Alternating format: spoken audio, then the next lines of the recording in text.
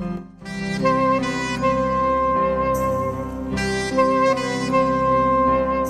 som le pakwa me sang ni som ni pakatani a tuna hian OMA section D property house akanom me ka hi win hi ZMC a OMA Dutlang branch ten wang covid wanga boral mithi anom thula an mamoe me mai kuang anan siam saka kanan pedon ani a kan chiat ni lam ho tu ten a him theng per turin am sim tan an tel mol mol ani Dutlang mystery le chiat ni sub committee te ku chuk liao ani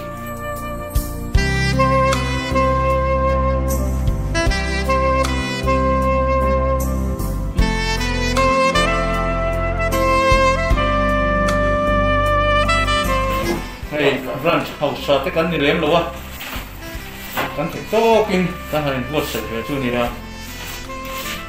ke ma ni a branch executive member mai po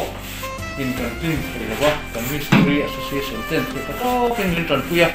chu in han tran puina ra ra chun ti kian meeting the ni a hello khop me ya Dutlang mystery association chu a follow chu kan se ara he kuang ti hi man lo ong tan han du mai cái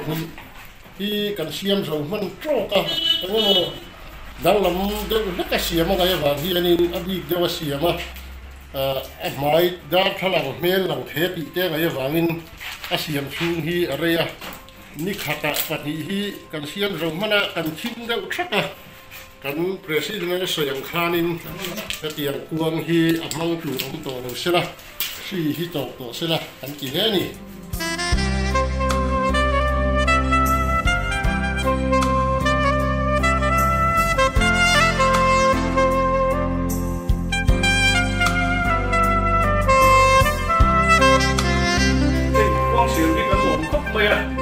sang liền là tết chung cuốn bên là ăn workshop ăn nọ tết chung chắc liền kia ăn gì về ăn chung của chúng ta không ăn không rất à nên mystery đấy chủ là tí là công xếp chủ là cần sống chân phá hậu nó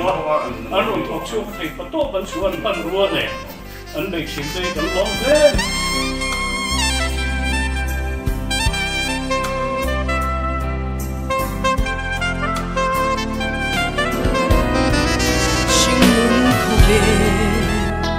lung ấy năm hôn na hiền tu ma re liminan leng thế lâu